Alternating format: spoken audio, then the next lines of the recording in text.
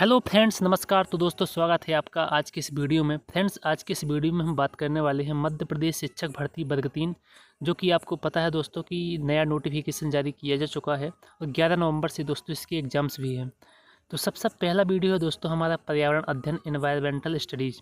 इसका दोस्तों संपूर्ण सिलेबस के अकॉर्डिंग मैं दोस्तों आपको डेली एक एक लेक्चर प्रोवाइड कराने वाला हूँ। दोस्तों, आज हमारा फर्स्ट लेक्चर है जिसमें हम पढ़ेंगे पूरा टॉपिक हमारा परिवार और हमारे मित्र। दोस्तों, इतने अच्छी तरीके से इतनी अच्छी बुक्स प्रेफर करके मैंने आपको ये वीडियो लेकर आया हूँ, जिसमें दोस्तों एक भी क्वेश्चंस बाहर जाने के बिल्कुल भी चांसेस नहीं हैं। दोस्तों, मैंने भी इस बुक्स को पढ़ा है और दोस्तों मैं भी वर्ग 3 का शिक्षक हूँ मध्य प्रदेश में। तो दोस्तों, इस बुक्स से यदि किसी स्टूडेंट्स ने भी पढ़ा होगा तो उसको ही पता होगा दोस्तों कि कितनी अच्छी बुक्स है। मैं बुक्स का नाम भी बता देता हूँ, ये है यूथ कॉम्पिटिशन टाइम्स की बुक।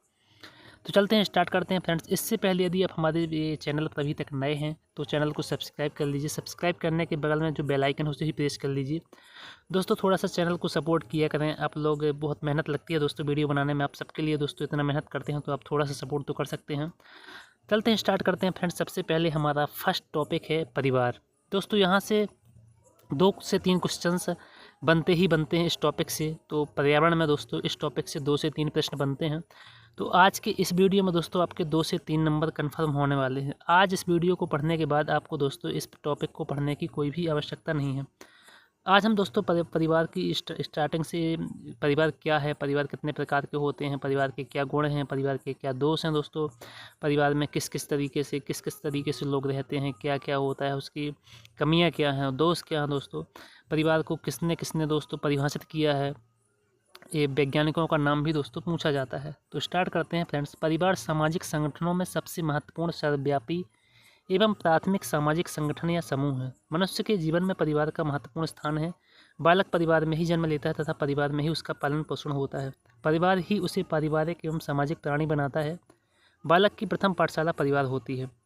परिवार समाज की एक महत्वपूर्ण इकाई है। सामाजिकरण, संस्कृति के हस्तांतरण तथा सामाजिक नियंत्रण में भी परिवार की महत्वपूर्ण भूमिका होती है। दोस्तों, महत्वपूर्ण टॉपिक है कि बालक की प्रथम पाठशाला क्या होती है, तो परिवार। क्वेश्चन बन चुका है दोस्तों, थोड़ा सा याद रखिएगा। परिवार का अर्थ एवं परिभाषा बात करते हैं हम। परिवार शब्द लैटिन भाषा के फैमुलस शब्द से बना है। ये भी क्वेश्चन पूछा जा चुका है कि कौन सी भाषा से बना है, लैटिन भाषा से। किससे बना है, तो फैमुलस से।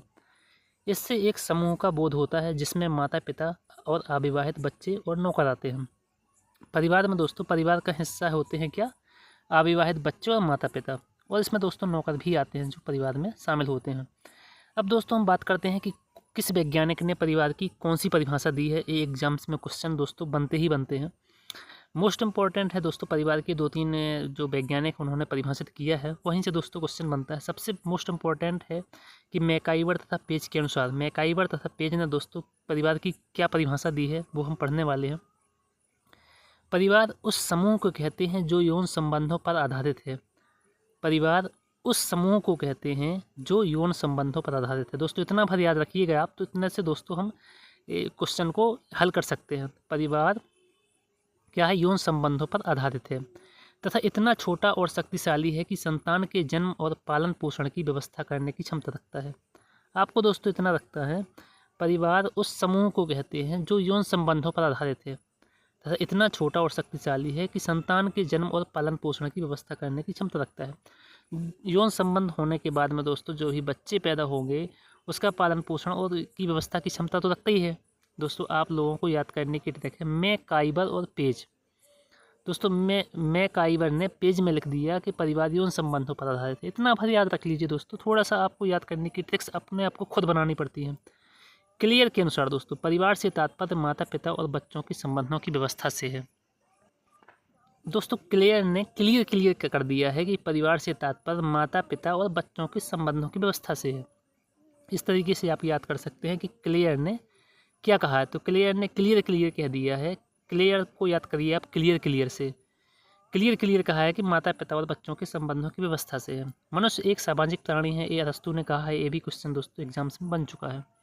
अब हम बात करते हैं फ्रेंड्स की परिवार की क्या विशेषताएं हैं। यहाँ से भी क्वेश्चन दोस्तों बनता है। क्वेश्चन इस तरीके से बनता है कि परिवार की कौन सी विशेषता नहीं है। 3 विशेषताएं दोस्तों दे देगा, एक विशेषता नहीं होगी, उसको आपको लगाना होगा। क्वेश्चन किसी भी तरीके से पूछ सकता है। परिवार की विशेषता है विवाह एवं यौन संबंध, वंश परंपरा एवं नामकरण की प्रणाली, एक सामान्य निवास स्थान, सार्वभौमिक संगठन, परस्पर आर्थिक बंधन, परिवार के सदस्यों में उत्तरदायित्व की भावना, ये सब दोस्तों परिवार की विशेषताएं हैं। अब हम बात करते हैं परिवार के कितने प्रकार होते हैं। आकार के आधार पर मनुष्य के परिवार दो प्रकार के होते हैं। पहला है एकल परिवार न्यूक्लियर फैमिली, दूसरा है ज्वाइंट फैमिली यानी कि संयुक्त परिवार। एकल परिवार में क्या होता है, इस तरह के परिवार में माँ बाप तथा उनके अविवाहित बच्चे शामिल होते हैं। यह परिवार बहुत छोटा होता है। दोस्तों एकल परिवार में क्या होता है कि इसमें माँ बाप होते हैं तथा उनके अविवाहित बच्चे शामिल होते हैं। दोस्तों कई बार एग्जाम्स में क्वेश्चन बन चुका है दोस्तों, तो आप लोग क्वेश्चन को हल्के में ना लें। कहीं से भी क्वेश्चन बहुत छोटे छोटे दोस्तों के एग्जाम्स में क्वेश्चन बनते हैं। आप लोग बड़े क्वेश्चन पढ़ने की होड़ में लगे रहते हैं दोस्तों, जिससे आप लोग छोटे छोटे क्वेश्चंस करने में आपको प्रॉब्लम होती है। तो मैं कहता हूं दोस्तों कि आप लोग छोटे क्वेश्चंस को भी आगे प्रेफरेंस दीजिए। ये वर्ग 3 के एग्ज़ाम से कोई दोस्तों बड़ा एग्ज़ाम्स नहीं है जो कि ऊपर से क्वेश्चन पूछे जाएंगे जो कि आपके माइंड से बाहर निकल जाएंगे, ऐसा नहीं है दोस्तों। मैंने भी एग्ज़ाम्स क्लियर किया है। बहुत छोटे छोटे बारीकी से आपको पढ़ना पड़ेगा। क्वेश्चन 20 से भी पूछा जाता है। तो एकल परिवार क्या है, एकल परिवार में माँ बाप तथा उनके अविवाहित बच्चे शामिल होते हैं। यह परिवार बहुत छोटा होता है, जो कि आपको दोस्तों पढ़ने में भी समझ में आ रहा है कि एकल परिवार क्या है। अब हम बात करें फ्रेंड्स, दूसरा प्रकार होता है ज्वाइंट फैमिली यानी कि संयुक्त परिवार। दोस्तों संयुक्त परिवार देखने पढ़ने में ही समझ में आ रहा है कि संयुक्त, जो कि बहुत लोगों का एकल परिवार से बड़ा परिवार होगा, वो संयुक्त परिवार है। किसी एक परिवार को एक पेड़ के रूप में दर्शाया जा सकता है जिसे पारिवारिक वृक्ष कहते हैं। एकल परिवार में दोस्तों माता पिता होंगे, उनका एक बच्चा होगा, एक बच्ची होगी जो कि अविवाहित होंगे। अब संयुक्त परिवार में दादा दादी होंगे, ताऊ ताई होंगे, माँ बाप होंगे, चाचा चाची होंगे, बुआ होंगे। अब ताऊ ताई के बच्चे, माँ बाप के बच्चे, चाचा चाची के बच्चे, बुआ के बच्चे, ये सब दोस्तों मिल करके संयुक्त परिवार बनाते हैं।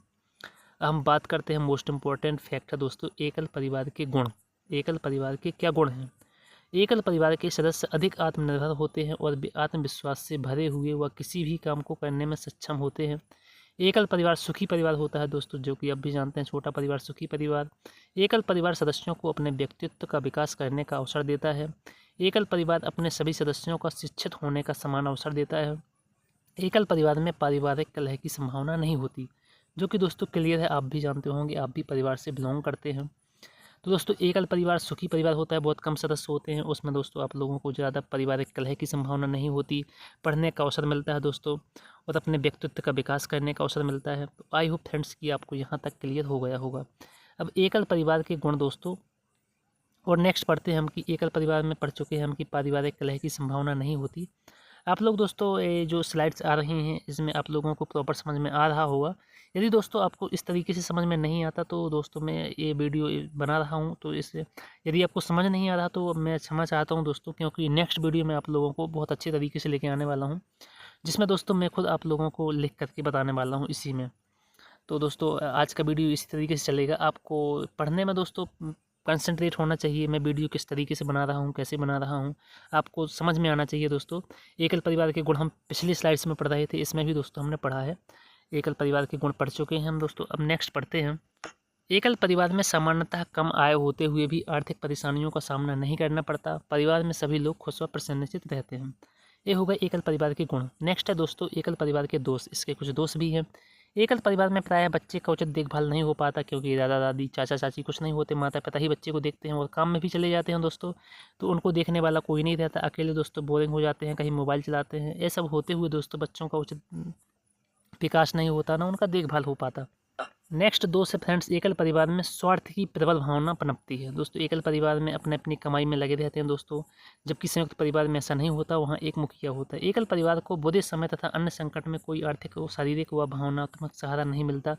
कोई दोस्तों आर्थिक संकट आया है तो संयुक्त परिवार में एक दूसरे से पैसे मांगकर काम चल जाता है, और किसी को कुछ रात में दिक्कत आ गई तो शारीरिक संभावना सहारा भी नहीं मिलता। इस तरीके से दोस्तों कुछ गुण भी हैं, इसके कुछ दोष भी हैं। हम बात करते हैं संयुक्त परिवार। संयुक्त परिवार के गुण।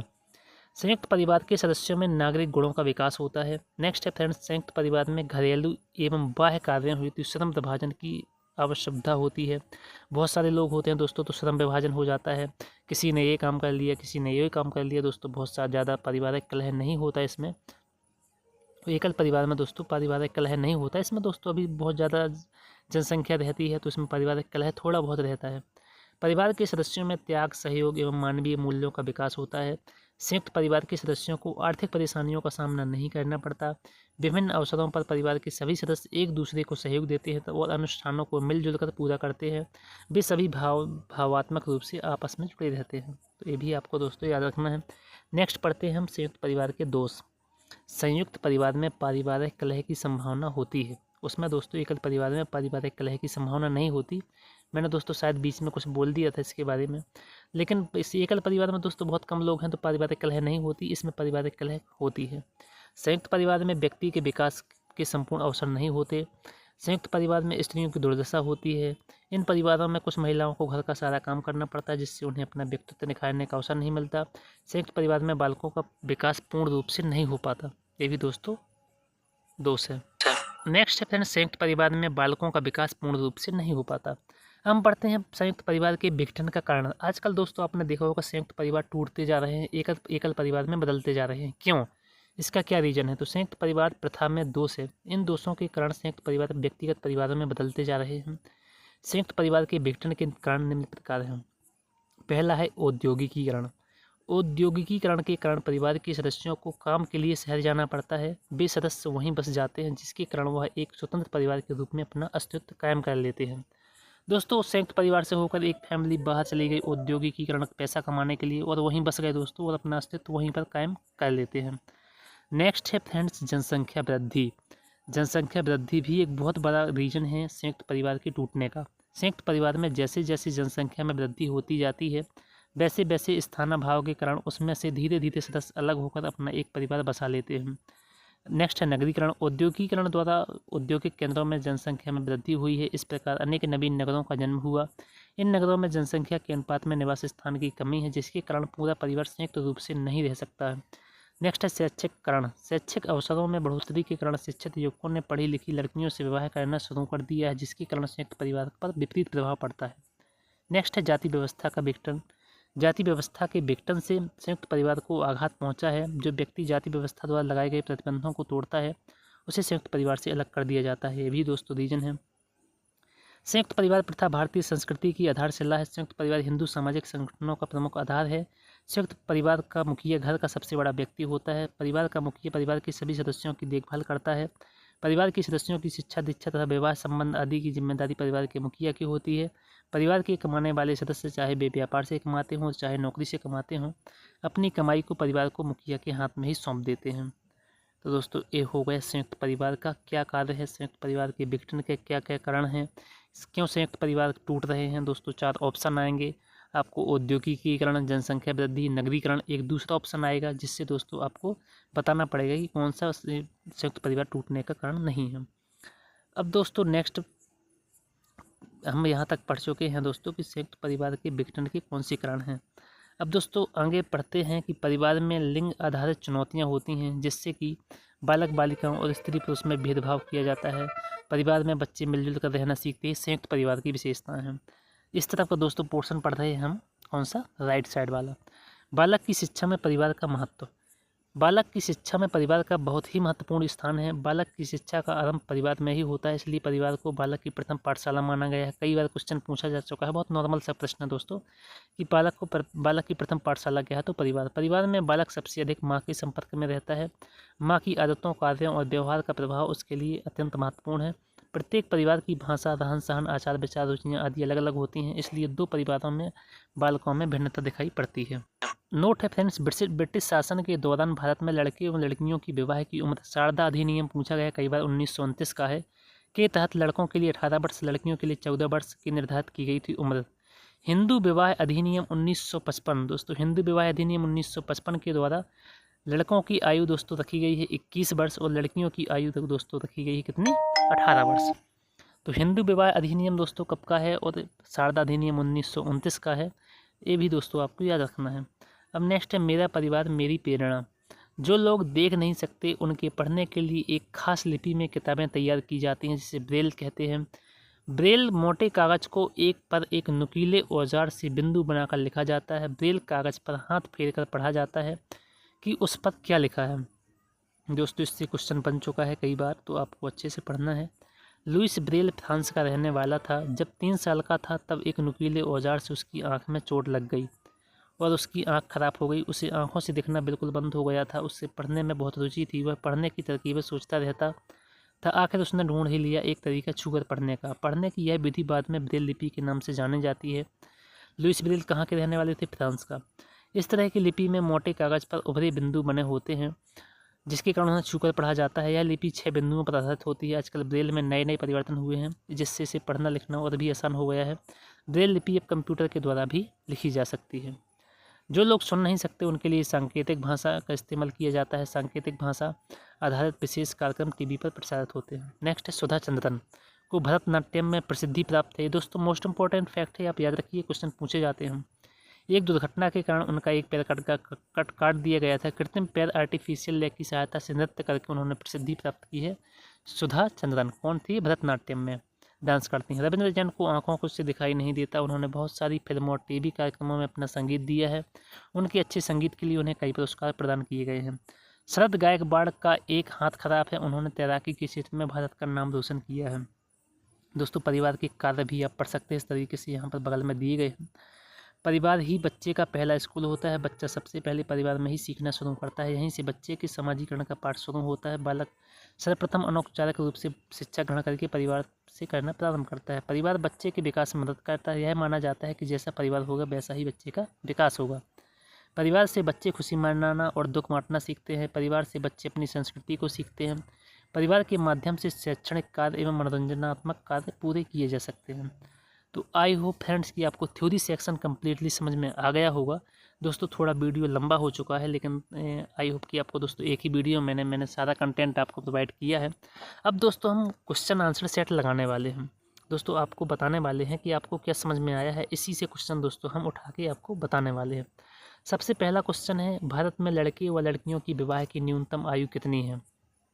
अभी दोस्तों न्यूनतम आयु है, मैंने बताया था कि हिंदू विवाह अधिनियम 1955 के अनुसार भारत में लड़के व लड़कियों की विवाह की न्यूनतम आयु है 21 वर्ष। लड़के की 21 वर्ष और लड़की की आयु है 18 वर्ष। यदि दोस्तों इससे कम उम्र है तो उसकी विवाह रोक दिया जाएगा हिंदू विवाह अधिनियम के तहत।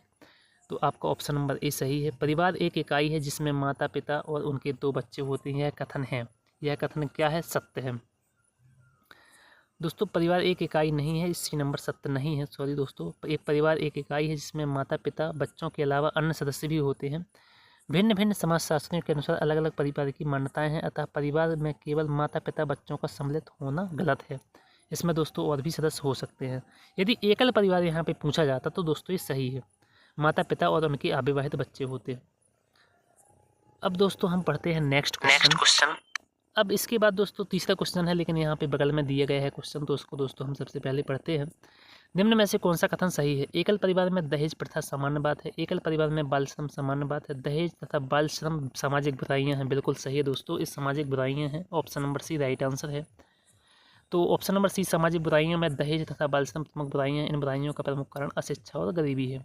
नेक्स्ट है 7वां प्रश्न, भारत में बाल विवाह निषेध अधिनियम किस वर्ष पारित किया गया? तो दोस्तों ये 2006 में पारित किया गया है। Option number A right answer है। दोस्तों इसे 1 नवंबर 2007 में लागू किया गया था। अब दोस्तों नेक्स्ट है, बच्चे को समाजीकरण का पहला पाठ कहाँ से प्राप्त होता है? तो इसका पहला पाठ कहाँ से प्राप्त होता है? परिवार से प्राप्त होता है। Option number A right answer है। परिवार बालक का प्राथमिक विद्यालय माना जाता है, तो जहाँ पर वह अनौपचारिक शिक्षा ग्रहण करता है, तथा समाजीकरण की प्रक्रिया की शुरुआत भी परिवार से होती है, इसलिए परिवार को समाजीकरण का पहला पाठशाला माना जाता है। प्राथमिक समाजीकरण है, प्राथमिक समाजीकरण दोस्तों शुरुआती आयु में परिवार और मित्रों से सीखना, बहुत most important. Option number A right answer है। क्वेश्चन नंबर 8 है, कौन सी विशेषता परिवार की नहीं है? कम से कम 2 भिन्न लिंग वाले वयस्क साथ रहते हों, ये नहीं है। प्रत्येक सदस्य की आय भिन्न भिन्न जमा की जाती है। वे समान आवास, भोजन और समान सामाजिक क्रियाओं का उपयोग करते हैं। सुरक्षा एवं बच्चों का साझा उत्तरदायित्व। तो ऑप्शन नंबर बी दोस्तों सही है। ये प्रत्येक सदस्य की आय भिन्न भिन्न जमा की जाती हो ऐसा जरूरी नहीं है। तो आप दोस्तों पढ़ सकते हैं। मनुष्य सहित सभी जीव जंतु ये पढ़ सकते हैं दोस्तों। ऑप्शन शारदा एक्ट का संबंध निम्न में से किससे है? तो शारदा एक्ट का है बाल विवाह से। 1929 में अधिनियम आया था दोस्तों, बाल विवाह को निषेध करता है, बाल विवाह नहीं होने देता। नेक्स्ट है फ्रेंड्स, एकल परिवार से क्या तात्पर्य है? एकल परिवार से दोस्तों तात्पर्य है कि परिवार जिसमें माता पिता और उनके बच्चे होते हैं। तो option number B right answer है फ्रेंड्स।